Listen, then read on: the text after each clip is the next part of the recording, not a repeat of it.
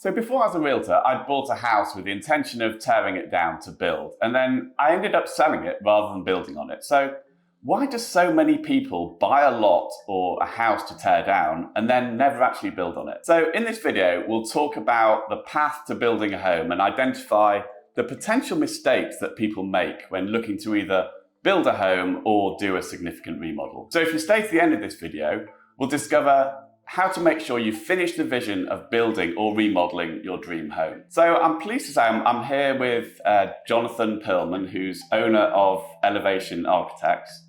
And you started almost 30 years ago now, and he actually built his architectural practice in San Francisco before moving to Healdsburg in, I think it was 2014. Yes. So you've definitely got a wide range of experience, so yes. Welcome. Thank you, David, for including me in this. I started my firm in 1995 in San Francisco with a partner. That didn't last very long, so I was actually on my own within a couple of years. In San Francisco, the work is very much different than the kind of projects that we do up here in Sonoma County. In the city, you have buildings next to buildings. You have the code book is massive, and there's just so many restrictions. Building up here is, as you say, I moved our office up here in 2014. We still do work in the city, but a significant amount of our residential work is now up in Sonoma County, and a lot of it right here in Healdsburg. So there's obviously many differences when working here. And one of the stories that I always talk about is, because people always think about this, is permits. How hard is it to get permits? And in San Francisco, it can take years. I just built my own home here in Healdsburg. It took 6 weeks to get a permit. Wow. So that's one of the biggest differences for me as an architect. But the process of how you get from the idea to the permit to the construction is what we're going to be talking about here today. So so that's definitely one of the things we want to talk about is what are the pitfalls that people make, and how can you actually avoid them? So maybe we kick off just talking about some of the pitfalls that can happen when you actually choose the lot in the first place, because that's obviously the start of this whole process is finding a lot you want. So maybe we talk a little bit about the pitfalls of looking and finding the perfect lot. Right. Well, I think one of the things that I have often advised people on is get your architect, find an architect or someone you trust before you sign on the dotted line, because there's so many things, especially if you're buying a property where there's already an existing house. There's so many things that you got to pay attention to. So the things that I look at are, you talk to me about what is it that you're looking for? Like, what is your vision? If you want to build a very modern home and we're looking in a neighborhood that's filled with Victorian houses, I probably would advise you to look in a different location. So that's one of the important things. So basically starting to think about the zoning. What's the zoning? Are there limitations in the zoning that would prevent you from being able to build what you want? You might be in the middle of a historic district. Healdsburg, for instance, has what are called character areas. There are 11 different areas in Healdsburg, and they all have design characteristics of them. So the most restrictive is Character Area 1, which is right on the edge of downtown, which is the oldest part of town. Some of the most historic houses in town are in that neighborhood. So again, if you want to build a flat-roofed modern house, it's not going to happen, because Character Area 1, you need things like gable roofs and porches and front doors that face the street, a number of those things. So, and do all cities have these sort of restricted zones within them in the same way that Healdsburg does? Every town and city is different. The building code is something that's based on science, essentially.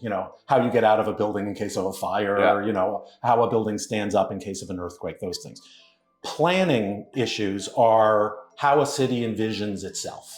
So every town and city has a different background, a different history, and they get to their zoning, from a path that's developed over decades or hundreds of years.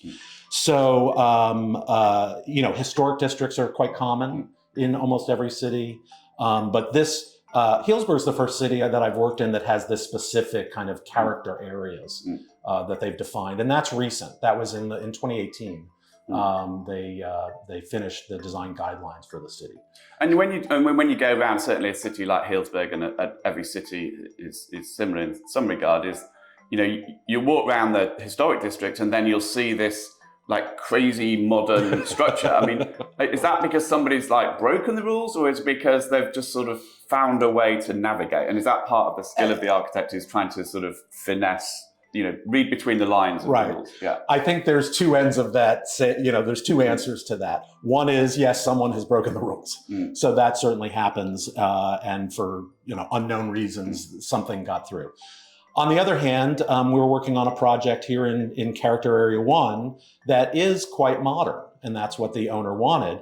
But there are aspects of the site that are quite different from many of the other properties.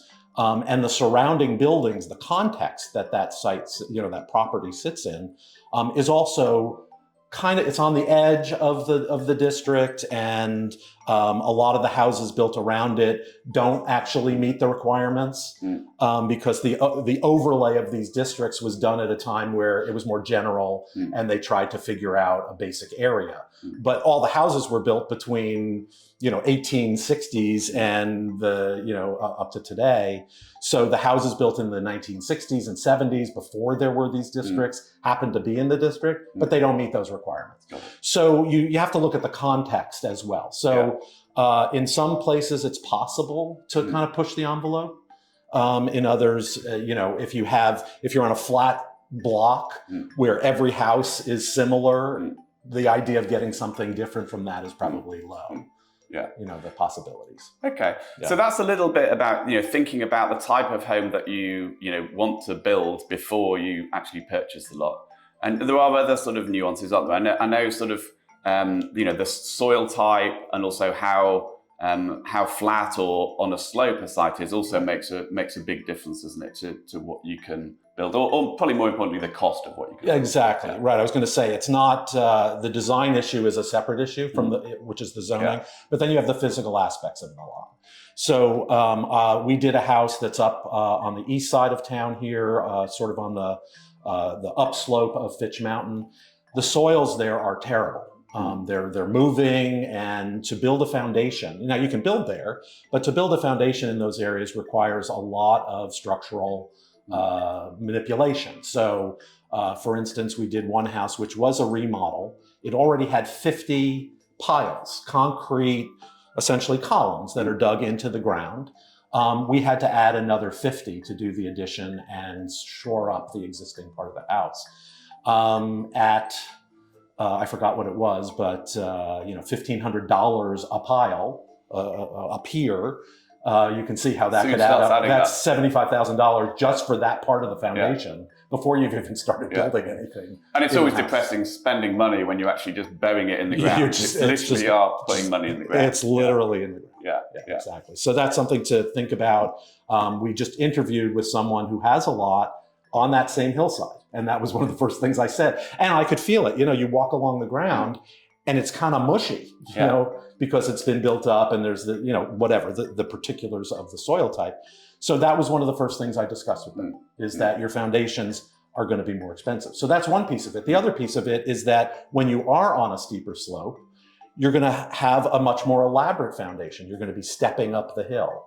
I think that's something that seems like it should be easy, but from a structural standpoint, that's just complicated, because you have a lot of retaining, you're holding up the hill with your highest part of the house, and that takes a lot more work, as opposed to a flat lot where you're either pouring concrete right on the ground, or you're doing a perimeter wall and you're building your wood floors right on that. That's quite simple and obviously significantly less expensive.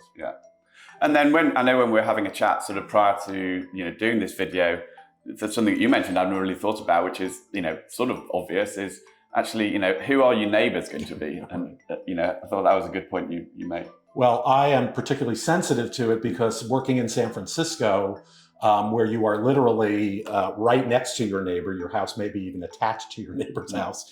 The neighbors have a lot of say over what you can do. It's a little less impactful here, but a lot of times there are easements that you have to navigate between a neighbor. So a driveway, there are lots that are called flag lots that are behind another lot, which is where I've just recently built. So the driveway to get to my property is an easement over the house in the front. So you want to have a good relationship with that person, so you're not having battles over who takes care of the driveway for maintenance. Also fence issues. A lot, there's the old story about when you meet someone who will become your spouse, people say, well, you're not marrying the family, you're marrying that person. Well, of course, most of us know that that's not true, and that we are marrying the family. It's the same thing in a neighborhood. You're moving into a neighborhood. Those neighbors are your quote unquote family, your neighborhood family. So if you have to build a fence and you have, someone next to you who is either not very nice person or doesn't have the funds to do that, you just have to know the implications of that, so that if you want that fence, you may be paying for it rather than splitting it with your neighbors. So there's a number of issues about neighbors that, and it wouldn't hurt before you buy the property to even knock on the door of a neighbor. Find out who those people are. They may know things about the neighborhood that might be good, might encourage you to move in the neighborhood or not, But, getting a feel for your neighbors is clearly a good thing. I mean, we've all been through, construction projects, and, it's inevitable that there will be some, neighborly disturbance. So it's sort of knowing how they're going to react to that is sort of important. But there were some material things which also is super important to, have a clear understanding with neighbors as well. When we built our house just recently, we're in a flag lot, so we are literally surrounded by neighbors. We went to every one of those neighbors, gave them a little gift, some food and things, and introduced ourselves and told them about our construction to come and how long it was going to take. I mean, we really did we want to live in that neighborhood and be good neighbors. Yeah, it's great, great advice. And we've touched mainly on sort of building in a city. Are there specific things that people need to think about when it comes to building on a sort of more rural property? Maybe talk a little about what are the gotchas there? Yeah, on a rural property, obviously there's many different things. Typically design is not one of them, because in most places you can pretty much build anything you want. The bigger properties out to the west of town here in Healdsburg, are large enough that no one's even going to see the house from the road. So that's the less of a concern. The site concerns are really the things you should pay attention to. So typically when you're out of a municipality, like you're not in Healdsburg anymore, you're in Sonoma County. And Sonoma County has different rules. Most of the time, most of these properties are not hooked up to city utilities. So you're dealing with PG&E for power. Gas, you may not have gas, so you may have to have propane. Other utilities, water. In Sonoma County, especially if you find a vacant lot, the two things that are the most important things that the county looks at relative to allowing you to build and getting a permit are water and septic. So you have to have, most likely have a well, and it has to produce enough water. There's a certain minimum. I think it's a gallon, just over a gallon per minute per structure, isn't it? It's a gallon and a half per minute that has to pump. And that's a minimum. And that's, if you're at that level, I probably wouldn't advise you to buy that. Because given the changing characteristics of our climate, if you're at 1.5, you could quickly it's not going to go up. It's never going to go up. So if you're at 50, excellent, that's great. Septic is the other thing. So sewage and septic are the critical. So the way Sonoma County looks at that is that they allow you, the size of your house is based on bedroom count, and that's based on the size of a septic field that you can establish there. And there's lots of ins and outs about that, which I wouldn't. And it's interesting that it is bedrooms, because a lot of people think, does it limit them in bathrooms? And the idea is how many people will be sleeping in the house? Exactly. It's just the opposite, because I can pee in any bathroom I want, so I can have 12 bathrooms, but I may be limited to 4 bedrooms. And that doesn't limit the physical size. Bedrooms have definitions, very specific. And a lot of people say, oh, well, I'll, build I want another bedroom, but I'll build it as an office or a den. Well, those have very specific requirements as well. So you just want to pay attention to what is it that you want. And also, it doesn't limit you to the square footage. Because most likely you're nowhere near your height limit, you're nowhere near your setback limits. Because if you have a lot of acreage, your setback might be 50 feet from a road, and you may be 300 feet from a road. So that may not be a problem. And lot coverage isn't going to be an issue. So lot coverage will never be an issue. And I don't think there actually are lot coverage requirements in Sonoma County. But anyway, so you can build a sizable house if that's what you're looking for. You can also, I mean, the difference on a rural property is you can typically build a number of structures. So ADUs, additional dwelling units, are allowed anywhere, both city and on rural properties. But on rural properties, you can have a lot of outbuildings of certain sizes. You can have a pool house. You can have a barn, depending on what you want there. So there's a number of other structures that you can have that you typically can't have or can't fit on a city property. Yeah. So that's one thing to pay attention to as well. And then the other big thing on a rural lot, particularly when if it's a little bit bigger, is obviously the cost of the access and also driveway. I mean, driveways can get very expensive. Right. Yeah. Right. There's one of our neighbors out on Mill Creek Road has a beautiful property. I mean, a spectacular property. The houses that they built a house and an ADU and a pool, all beautiful. To get to them, you have to go 3/4 of a mile up a driveway that would do well in a Raiders of the Lost Ark movie. Wow. Because, it's something that you do not want to be driving after a nice meal and a few glasses of wine. Even during the day, it's a treacherous driveway. So that's a real red flag. To pay attention to. Yeah. You may get out to that property and have the most beautiful views and vineyards and everything around you. But getting to it every day in and out is definitely something you want to really consider as a consideration. One more thing that I did want to talk about in terms of selecting a property in a rural setting is considerations around fire.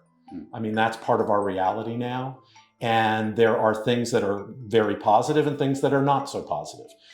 If the property is in the middle of the woods, in an area that's just covered with trees and things, you may have second thoughts.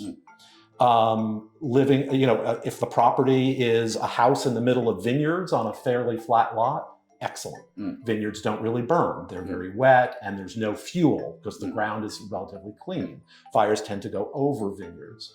I even heard a story of a guy who had a car collection out in Kenwood back in 2017, and he knew enough. He literally drove his cars out into the vineyard next to him, and the cars were. It was all safe. Yeah. So those are definitely nowadays those are important considerations when you're looking at property. And even now, when you're actually building a house, also buying a house, then pretty much every client now will just make sure that we can get insurance that is affordable, before we're removing, sometimes before we're offering, always before removing any contingencies. So it is a super important consideration these days. And other considerations when you're looking at that is, when you, in your vision for your house, if you want something that's wood shingled with lots of wood and, lots of, overhanging roofs where fire can get in, probably not a good design for that property. If you're thinking of having thatched roofs, then thatched roofs, you have that in your history. We don't typically have that in our history, but metal roofs, stucco, concrete, metal windows and glass, and the glass, all materials that tend to be fire resistant are important to think about. So if that's in the vocabulary of the design you want, perfect. Yeah, that's a good thing. Okay, so we've talked a little bit about how you choose a lot, and as Jonathan said, make sure you consult an architect, even before you do sort of sign on the dotted line. So, but let's dive into how do you actually go about choosing an architect, and what are some of the key considerations? I'm sure, Jonathan, over your time you've had all sorts of different clients, and learned a lot from the journeys that you've been on with clients. Sure. And I think that point is the most important one. If you're looking for an architect, pick someone you get along with. I think it's the most important part. I can't emphasize this enough about you're going into a relationship. You're going to have a long-term relationship. From the time that you hire an architect, through the design process, through permitting, and through construction, can take a few years. Can be anywhere from 18 months to 3 years for a house in this area, Sonoma County area. So you want to build, have a sense of camaraderie. You want to know that you trust the person and have confidence in them. And it's a two-way thing. I think many of us, when we were young, we were advised, when we went in for an interview, a job interview, they'd say, you know, this is both ways. You've got to consider the firm you're working for as well as they're considering you to work in that firm. So it's the same thing that you want, you know, as an architect, the architect is also sizing up the potential client. Yeah, you want to be excited about the project as well. You know, if you feel, you know, if I feel uncomfortable with someone, I probably don't want to work with them. And it's the same way. So if so it's not just, obviously, you may have found this person because you saw their work, you like their work, you know, or you've seen a house they've done, or someone you know has used them as an architect. So there's lots of ways to find that architect. But when you get into that conversation, you know, the process is not smooth. It is not easy. It takes time. It takes effort. There are always things that go wrong along the way, but if you have that good relationship and that trust with each other, then you know that those problems will be solved. Yeah. So, you know, every project we've started, we've pretty much finished. You know, that's good. And I think one of the testaments is that for me is, and this is very important to me in my career, is that many of our clients have become friends. Yeah. I mean, that says an awful lot in its own right. Yeah. And so, you know, obviously the chemistry between, you know, client and architect is important.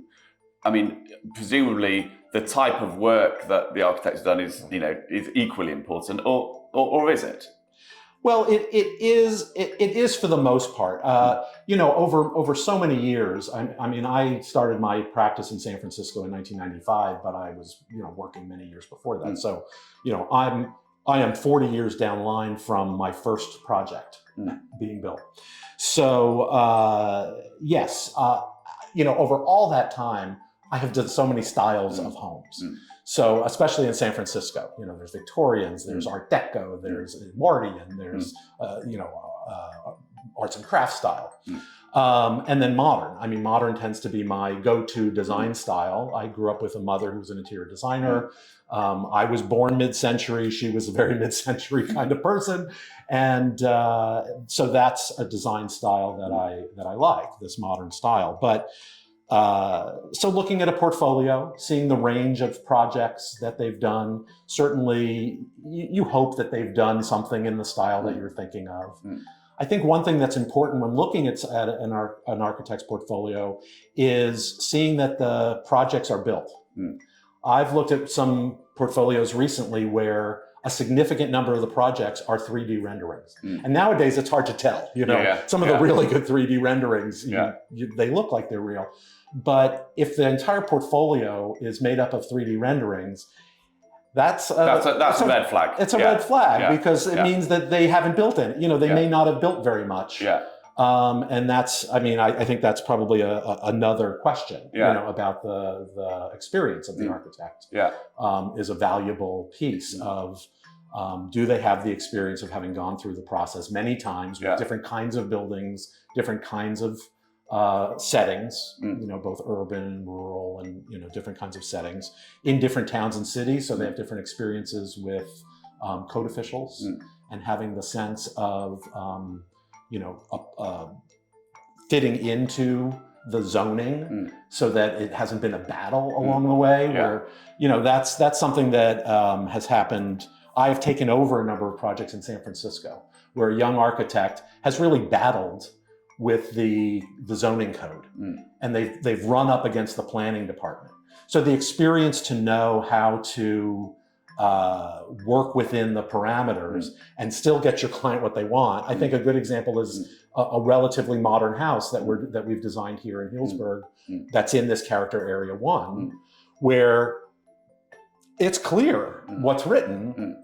It was clear my client wanted a modern house. So how do I balance those things, but working specifically with the planner and knowing the planner, bringing the planner out to the site to describe what I was thinking about, convinced him that I was actually doing the right things and I was able to balance that. That takes just a lot of time and experience to really know how to the word manipulate comes into my mind, but that's not the word I really want. Yeah, it's working within the rules, but right. But being able to understand how to push that to really satisfy your client's desires. Yeah. So we talked a little bit about working with the local planning department, having an understanding of not just the rules, but also personal relationships with the planners. But I think another key part of it is, actually how much is it going to cost to build the home in a particular market is a key factor. I think that's really critical, and it's something that I talk about during interviews, is what are your expectations? So if you're thinking of building a steel and glass house, of 5,000 square feet and with a long driveway and beautiful landscape, and you only have $1 million, that's going to be a real problem. So understanding, currently what the average building costs are for different kinds of buildings, understanding the additional costs that come from slope sites or difficult sites to access, all of those are critical before you even put pen to paper, which most of us don't do anymore. We put fingers to metaphorical keys. pen. Metaphorical pen to paper. So you have to understand your budget, and the architect, the worst experience you can have as an owner is getting through having the beautiful design, you love it, you go all the way through, you've got permits, everything, and then you get the bid from a contractor and it's twice what you expected. Yeah. Which is pretty much what happened to me when I went through this process. So I definitely learned a lot through that. So then I guess then it begs the question is, well, when do you actually first engage a contractor? Right. That's a great question, because typically what we do is I will give an owner, a client, a feel for what kind of range of costs they're in, and if they're okay with that. And that's ballpark. I mean, that's just, $1 per square foot. So, we just assign a number for the kind of house that we think it's going to be. So once we have the basic design, what we call schematic design, the layout of the plans, kind of the image of what the house is going to be with maybe some 3D renderings, that's the time that I recommend that you pick 2, maybe 3 general contractors to interview them, first of all. And you would interview them like you would interview your architect. You want to be able to feel comfortable with that person and the work that they do. But also ask them to do what I call a budget exercise. So it's not a bid, it's not a formal bid. They don't have enough information, on the structural design or foundation design. But a good contractor with good experience will know, what houses like this cost in this area, because they've done houses like this in this area, and hopefully recently they've done these kind of projects. So I think that's the time to get in there, and then selecting your contractor at that time. Some people get nervous and say, well, when we're all ready, I want to get bids. I want to get 3 bids. That's one way to do it. The other way is if you feel good with a contractor and the architect has a lot of experience with that contractor and can talk about previous projects, and you can talk to people who've used that contractor, that really is the time to hire that contractor. Typically, they won't charge you during the entire design phase and up to permitting, where they will be supplying information and getting costs during that time. Also, a good relationship between an architect and a general contractor can help the architect, because there may be details and things that you've done before that are clearly less expensive than other details. In terms of how you install things, windows, roofs, overhangs, there are different things that are built in different ways. Having the advice of a general contractor during the time that the architect is drawing those construction drawings can actually save money and make the building process easier and faster. And is that your strong preference, is to work with a contractor that you've done other projects with? Just because of that relationship and mutual understanding? It's definitely a preference. I think that a lot of our clients appreciate that. And we've worked with, a handful of contractors that we always recommend. Some of our clients come with contractors that they know or their neighbor had used and they've seen the process, and that's fine. I like the process of working with the contractor during the creation of the architectural drawings, and I like the process during construction. because that's it's just, there's just nothing like that. When you have that great relationship with a general contractor, there are always things, whether you're building from scratch, renovating a house, there are always things that come up that are just not exactly what was anticipated. You dig a hole, you start to dig a hole and there's a big old rock there, or the soils are different than what was anticipated and you have to make some changes. So, being able to just go out to the site immediately, sit and navigate that between the contractor and the architect and the other engineers is really a very valuable. So by involving the contractor sort of, during the design phase, it almost sounds like there is a role for a contractor to help, with some of the sort of time and money savings through the design process. Yeah, exactly. There are, in the past few years, because of supply chain issues, for instance, there have been times when the contractor has said, the day I start, I'm ordering the windows because I know the windows are going to take 6 months or 8 months or something. Traditionally, you would build your foundation, you'd build your framing, and then they'd go and they'd measure the openings and say, okay, now I'm going to order the windows. But if you do that, your house is not going to get built in time. It's going to take another 6-8 months. Yeah. So, knowing those things in advance, knowing how to reserve materials on my own house, reserving wood siding, because it took a long time to get and the market was hot. And so, that contractor said, hey, before we get very far, let's get this all ordered. Just get it ordered. So knowing and lock in your cost, and that locks in the cost. Yeah. I mean, some of the contractors, when the lumber costs were going through the roof, we had one client where they just hit the peak of the cost of lumber, and from the bid to that point in time, it was $75,000 more for that. So some contractors will say, I'm not bidding that. I'll give you an estimate, but I'm not bidding that until we are, ready 3 weeks out from purchase, something like that. So you can really, and they also can say, I will, and this is something that I would advise you to do, is ask the contractor, will you adjust your pricing based on changes in pricing?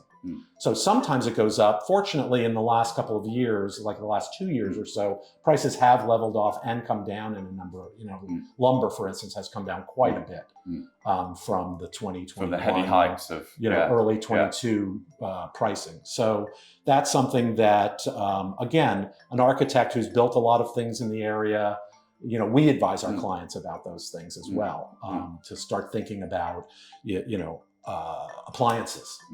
So that's something we're doing in-house. It doesn't have to do with the contractor, but we know that these appliances are hard to get. So again, if you're it doesn't matter what the house is going to be, you're going to have those appliances, buy things now. So both the architect and the general contractor working in concert can really help to make sure that the schedule flows and then looks at pricing all the way through the entire process. And I think that can really help. Keep the prices and the schedule tight. So just coming back sort of full circle, I mean, why do you think people end up with these plans that they just can't afford to build? I mean, is there one sort of lesson that you would give people? It's the preparation. It's always the early phases. It's the first things you talk about. So like I said, in an interview, talking about costs and getting realistic expectations. I think that's often the challenge, is that most of us have dream houses in our heads, from the time we were kids. I mean, when I was 10, 11 years old, I was drawing houses. And now my brother still teases me because I haven't built the house. You've not moved on. Well, I haven't built the house with the master bedroom sitting in the pool, surrounded by a round glass wall and all that. So I haven't built that yet. But we all have these kind of visions of what we want and the kind of way we want to live.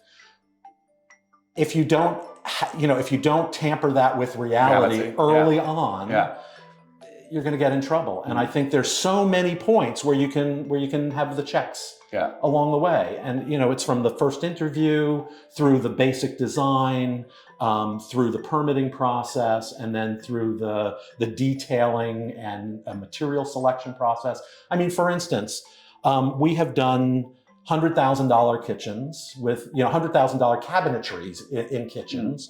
We've also done IKEA kitchens where the cabinetry was $10,000. And looks great. And no one even knew. You had any idea that this was an IKEA kitchen. So there's places where you can maybe get what you want, but making those kind of trade-offs. So maybe I don't have the $250,000 kitchen. My kitchen costs $75,000. But now I can have the other parts of the house that I want because I've saved $150,000 over here, something like that.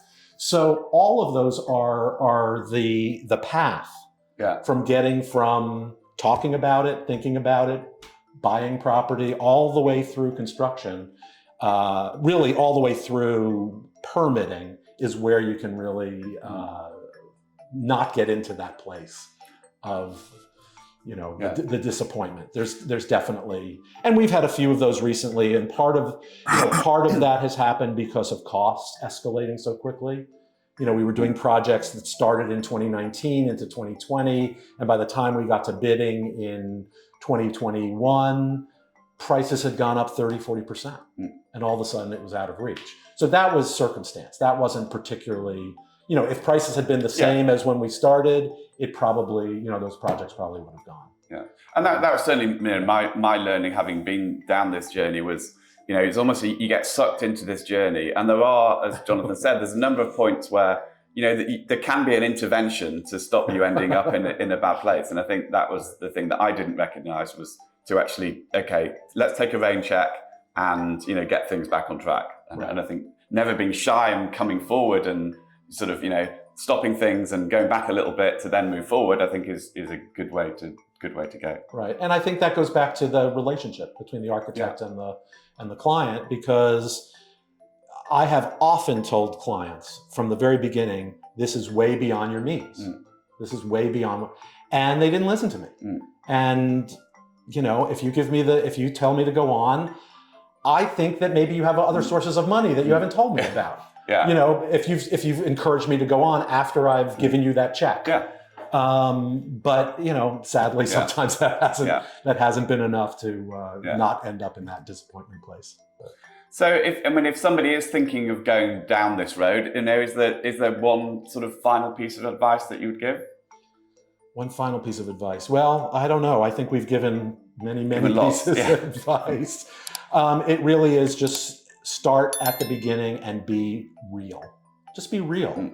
I mean, it doesn't help to not be honest with your architect. It just doesn't, because you're going to get into trouble. So being realistic at the beginning and really seeing that your architect understands your vision, I think is an important part. There's nothing wrong with, I've had one case where I got through early design and the client said, I don't think you're seeing what we want, and we're gonna, I think we're gonna pick a different architect. And that's fine. That's fine, because that would not have been a good relationship all the way through. And I appreciated their honesty. I mean, obviously disappointment, but so that honesty, I think it's the honesty and the being real is really the most important part at the beginning. Well, thank you, Jonathan, for spending time with us today, sharing some of the things that you've learned through, 30 years of going through this process with clients. So I appreciate your time. Thanks so much. I appreciate being interviewed here. Thanks, David.